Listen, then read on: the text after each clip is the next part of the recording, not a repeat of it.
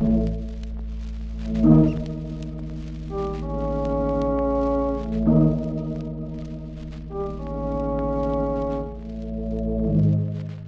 are trapped in the native quarter of Mozambique.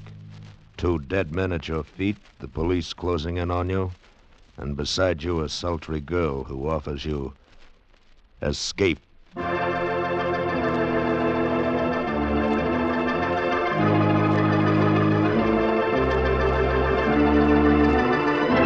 Escape.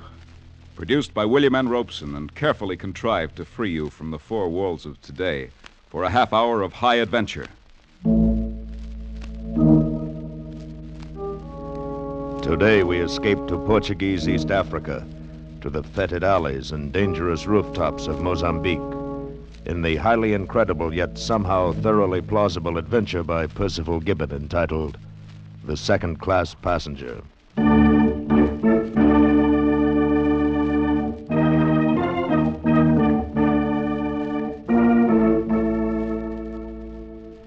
That's me, Ronald A. Dawson, second-class passenger.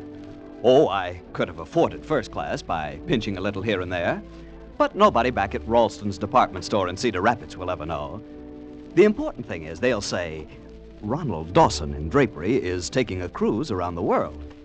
And then there's really very little difference in the accommodations. And the second-class passengers are every bit as interesting as the first-class crowd. Take Miss Patterson, for instance. You'd look far to find a more charming, likable, altogether desirable young lady. Just the life of the party. We'd gotten to be quite good friends by the time our cruise put in at Mozambique, although the competition was always stiff, I can tell you. There were times I wish those other 2, Jones and Twitchell, had missed the boat somewhere along the line. Well, we've still a good couple of hours before we sail. How about a ride in one of these native carriages, Miss Patterson? Oh, dear, do you think they'd be clean? Personally, I doubt it. Although I don't know as I should care too much now. That Wuzo made me so woozy. Great stuff, Uzo. It would take a Greek to think up a drink like that. Or to drink it. Por favor, senor. American gentlemen like to buy trinkets? No. Very interesting trinkets. Take a look. Oh. No. Go away. You know, we might do the fort, though. The guidebook says it's a main point of interest. Let's see here. It says, built by the Portuguese in 1600. Oh, dear me. Never mind the statistics. I dare say the fort would be as dreary as the rest of the place. Oh, yes. Mozambique's not at all like what you'd imagine Mozambique to be like. No. That's no. a one-horse town, all right. Main Street and a couple of alleys. Oh, yes, and it's so dirty. You know, you'd think that they'd do something about it in this day and age, wouldn't you? What it like for to buy fine knife? No. Field point. Look, all fine work. Him belong big time in Chief. I said no. Maybe someday wanna need fine, sharp knife. No, now, get out. What did I need a knife for? To protect yourself from the savage natives, old man. Oh, dear me. All you'd have to do is call a policeman. There, he isn't doing anything else, you see.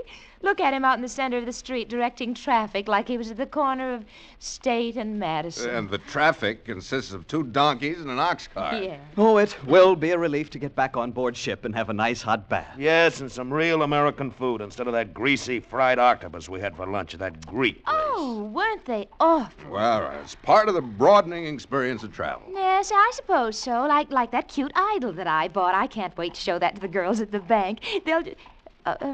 Mr. Dawson. Yes, Miss Patterson? Where is my idol? Why, I thought Jones had it, or Twitchell. Oh, not yeah. me, old man. No, you insisted on carrying it for Miss Patterson, don't you remember?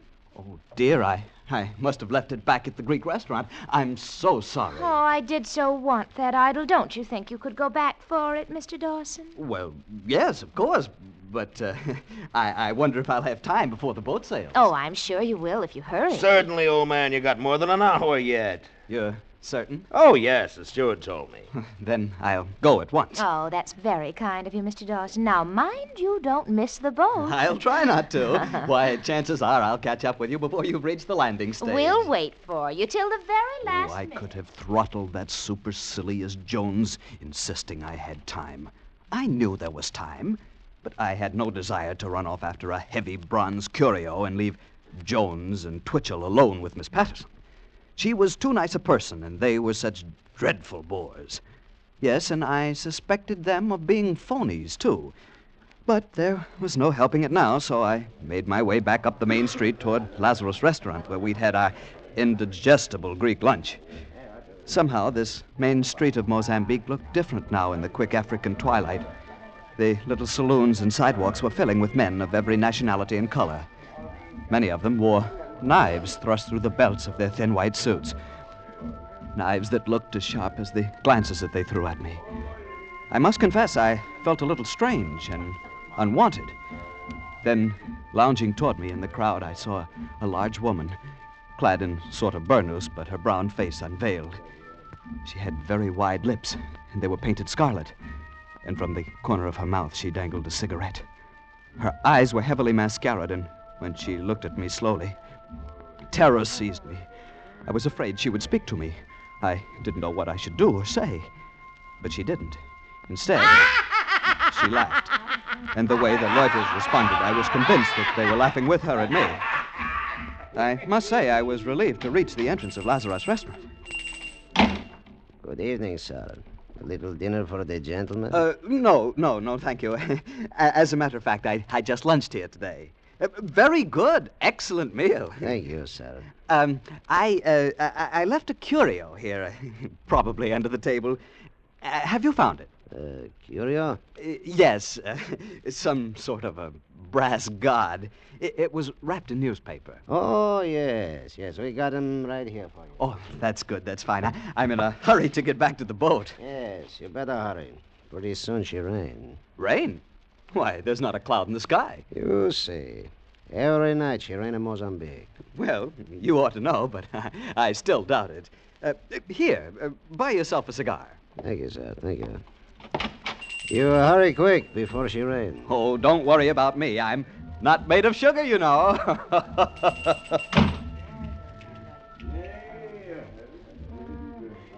In just the few moments I had been inside the restaurant, night had fallen. That sudden nightfall of the tropics. I looked overhead and clearly saw the stars. Thinking what a bad weather forecaster the Greek was, I tucked Miss Patterson's silly bronze idol under my arm and started off for the waterfront. I hadn't gone 200 yards when a large, warm drop of rain splattered on the back of my neck, then 2 more on my hat. And before I could take cover under an arch, it was raining like Iowa in April. It didn't look like it would let up soon, and I wondered if there might not be a shorter way to the waterfront than the long walk down the main street and then the long way to the left along the docks. Surely one of these alleys that turned off to the left would lead me directly to the harbor and the landing stage. So I left the protection of the archway and turned into the alley at my left. 4 steps from the main street, and I was engulfed in darkness, wading through filth and mud over my ankles. But I was certain that I was on the right track, so I walked on and ran straight into a blank wall. I turned to retrace my steps, but I could see no lights anywhere. I felt along the wall until it gave into another alley, followed it to another blank wall, and thence into another one. And now I knew I was lost. And now it began to rain in earnest. It roared, it pelted, it stamped, it whipped, it stung, it thrashed. In a moment, I was drenched to the skin. If it was dark before, it was now black as a tomb. I struggled onward because it was too terrible to stand still and be beaten to the earth by the sheer weight of the rain. I don't know how far I walked through those foul and fetid passageways, nor for how long. But at last, feeling my way around a corner, I saw a slit of light, a horizontal flicker beckoning beneath the door. And I heard voices. I lifted the bronze idol and rapped on the door with it, and the voices stopped.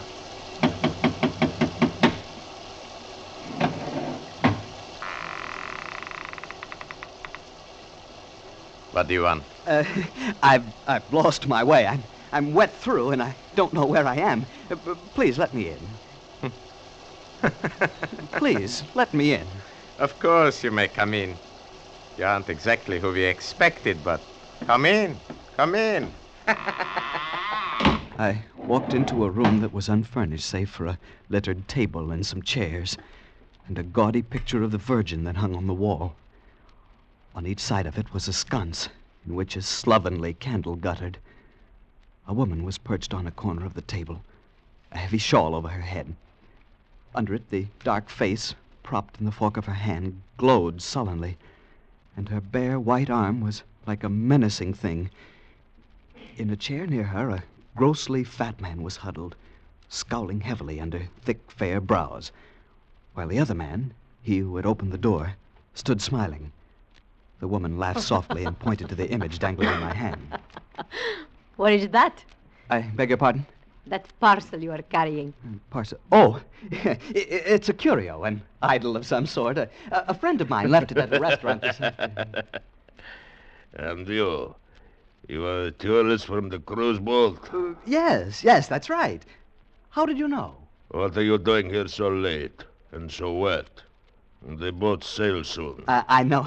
I was trying to take a shortcut to the landing stage. I got lost somehow. I came ashore with some friends from the second class. I left them to come back and fetch this idol, and, well, here I am. Give the young man a chair, Egon. Oh, thank you, but I must go on as soon as the rain stops. If you can direct me It will not to... stop for a while yet. You may as well wait right here. Yes. We may be able to provide some entertainment for our second-class tourist. As soon as your friends arrive, my dear. Friends. The police are not my friends. You led them to us. Would you walk about with your knives forever while I take all the risk? Risks? 7 months you have done what you willed, untouched. I bought you freedom for 7 months with smiles and lies. Now you take your turn. One uses a knife, one goes to prison. 1 month, 3 months, 6 months. Who knows? You could have talked with the prefect of police again. Again and again. And for what? Life is not spending money. One pays for living, my friend. With work. Sometimes with jail. I have paid. Now it is your turn. You could have helped us once more. Only once more and we could have been out of this sewer and down the coast to Lorenzo Marx or Cape Town. Why didn't you? Why didn't you help us once more? Yes, why? Always you say once more. Once more. Now there is no more. You are a sheep-pig, debauched daughter I of... beg your pardon, sir. What? That's no way to speak to a lady. I'm serious. I don't like to hear such language used to a lady. I must ask you to apologize. What have you got to do with this? You just came in out of the rain from the second class. Please. Don't fight with him. There's trouble enough already. But what right has he got to come in here and... Yesterday you stabbed the Egyptian. What of it? Don't stab this one. You want the police to find you here with a corpse? A corpse? What does it matter how the police find us? We wait for them because we have no choice. You put them on us. We should do away with you. Why do you lie? Even to yourself. Why must you hide your own blame behind my skirts? Great Mother of Heaven, you are neither man nor beast. You are just... Don't go on. Don't you dare say it. Dare. You are just a ladron. No one says that to me and lives. He's got a knife. Ladron! Ladron! I'll tear No, your you heart don't. from you. I'll see Stand you. back or I'll brain you with this idol. You'll do what you think. I carry only a knife. Oh. Pig! Dog! I waited for this!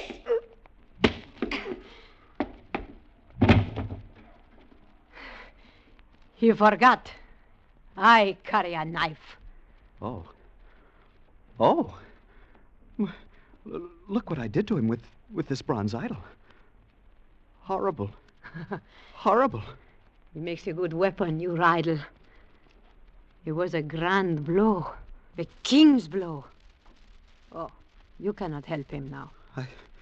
I killed a man with this little curio. And you've killed another with your knife. 2 men murdered. I must get back to the ship. You must come with me. To the ship?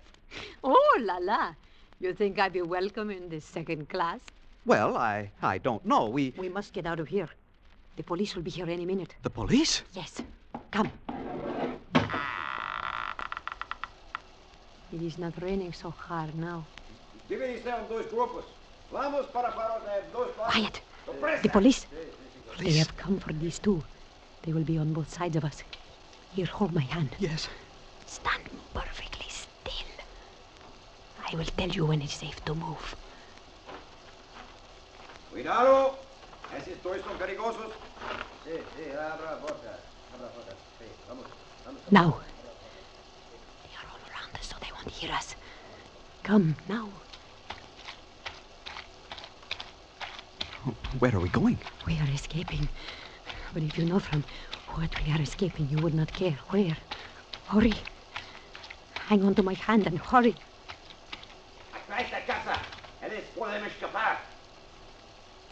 They have found the bodies. Now they are after us. What will we do? There is a door nearby. We must find it. Feel along the wall. Here. Harder. Harder. He must be here. Yes, here it is. Push. Push it in. It won't budge. It's bolted from inside. You must push it in. It's the only way. Here, hold this idle for me. I have it. Now. Not yet.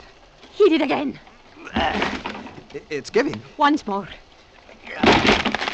Good. My friend, my great, strong friend. Up these stairs now, quickly. Where are we going now? To the roof. Wait. Huh?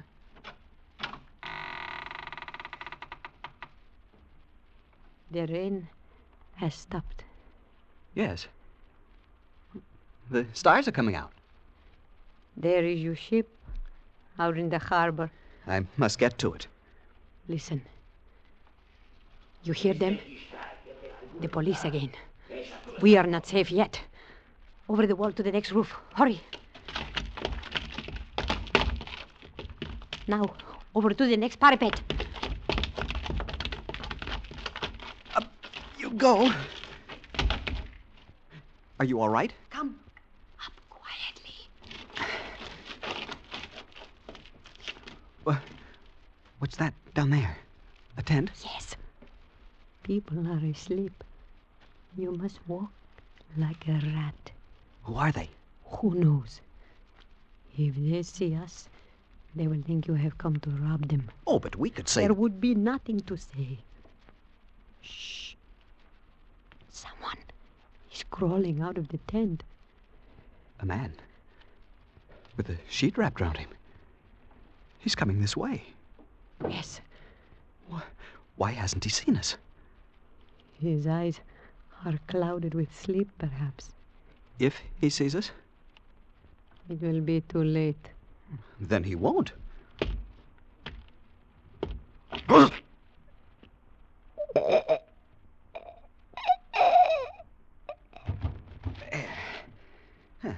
That took the fight out of him. Take my little knife. Here, just a prick and he's quite safe. Oh, no, he's still enough now. He won't harm us. I really did him in, didn't I? It was splendid. With only the bare hands to take an armed man. Armed? I didn't know he was armed. Of course. Of that you may always be sure. Look, there in his belt. A dagger? Ah, you are truly magnificent, my friend. You are a man. You are a woman.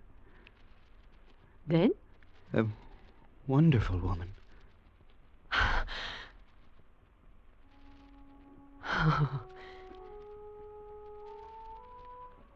I was wondering when you would kiss me. When you took offense at what the Russian said to me. I knew you would. But I wonder how soon. Yes, I suppose I knew too, in a way.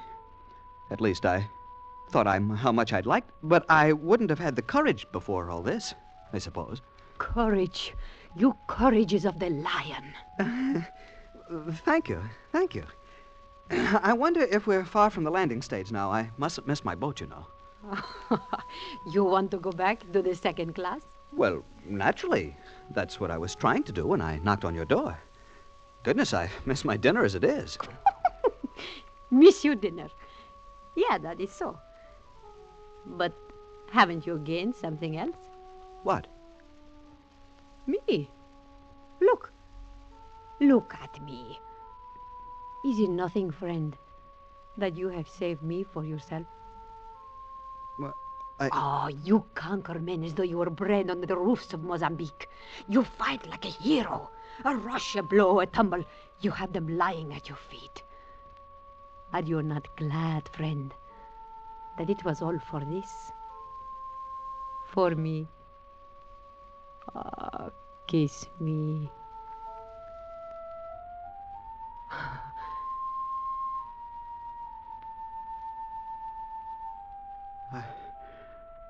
I'd fight.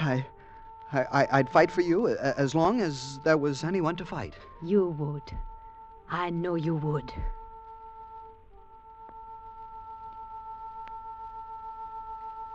You lead on. Where? Wherever you will. Come.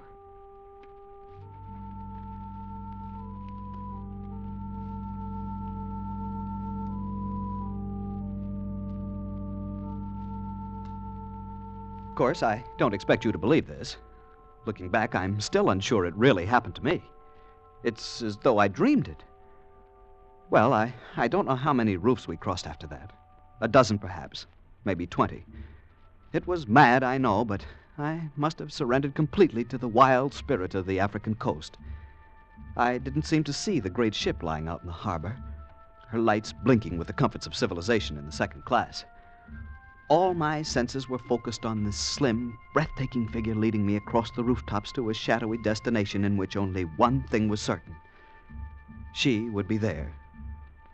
I suppose in that moment, armed only with the bloody bronze idol, I was invincible. At last, she led me down a creaking wooden stair that hung precariously on the sheer side of a house. And once more we were in the mud of a gloomy alley. Hand in hand, we made our way down the alley and out into a little square where a night breeze rustled in the palms and smelled of the sea. And across the way, a dim light showed through a big open door.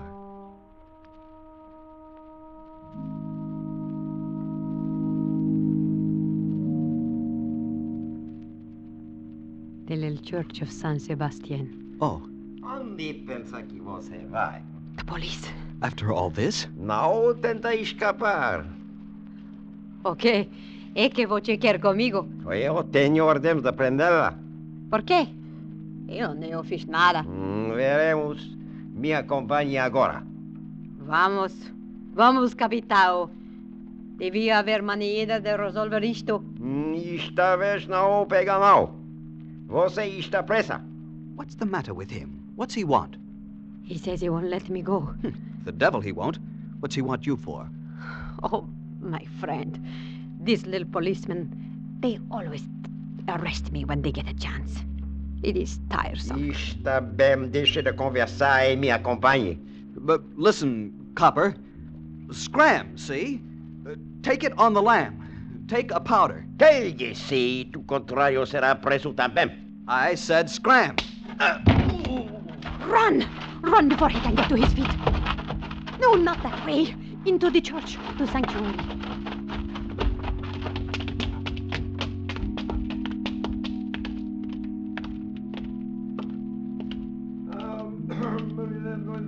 My magnificent one. You fear no one. You fight for me, so long as there is anyone to fight. Yes. Now there will always be someone to fight. They will never leave us alone. Will they follow us in here? These police may do anything. But I know one door they will not dare follow us through. What is that? Come, this way.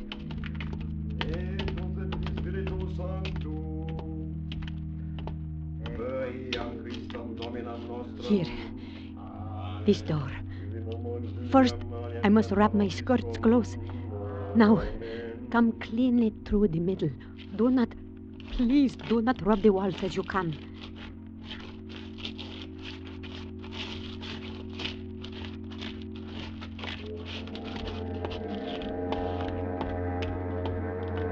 There. We are safe for a while. They will not follow us through that door. Why not? It was the door of the lepers. The door of the... Oh, it's all right. We did not touch the portals. See, down the alley. The lights of the waterfront. Yes. Where do we go now? We have a little time now to breathe the clean air of the harbor. And then, I know a little place where... Someone is coming.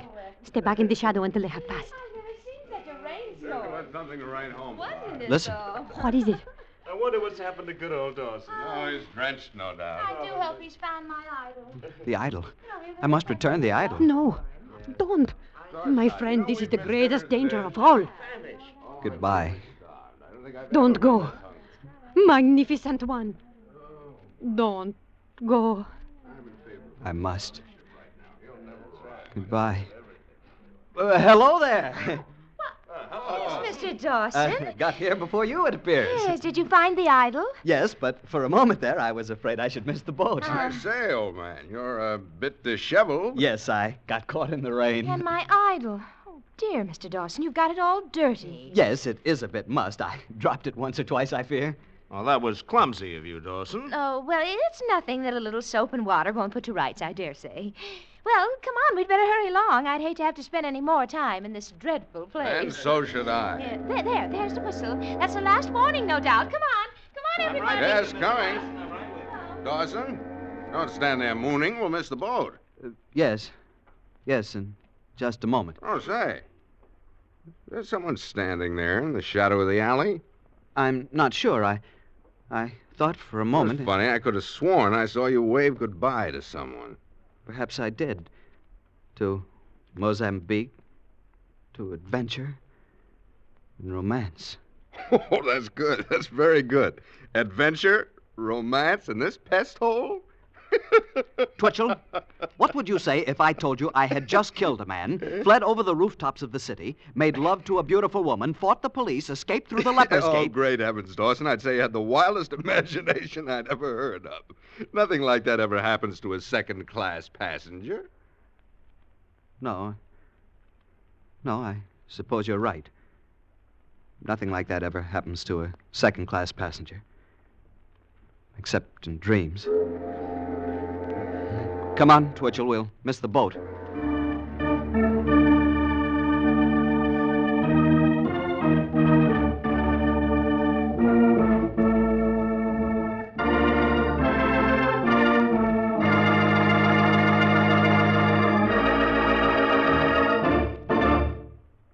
Escape, produced by William N. Robeson and directed by Norman MacDonald, has brought you The Second Class Passenger by Percival Gibbon. Adapted for radio by Mr. Robeson with Harry Bartell as Dawson, Jeanette Nolan as the woman, and Kathy Lewis as Miss Patterson.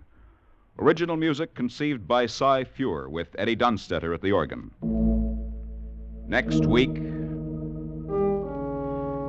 You were isolated on a remote plantation in the crawling Amazon jungle, and an immense army of ravenous ants is closing in on you, swarming in to eat you alive. A deadly black army from which there is no escape.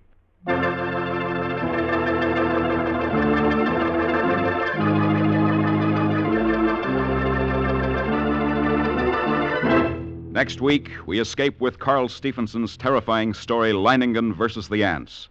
Goodbye, then, until next week at this same time, when again we offer you Escape. This is CBS, the Columbia Broadcasting System.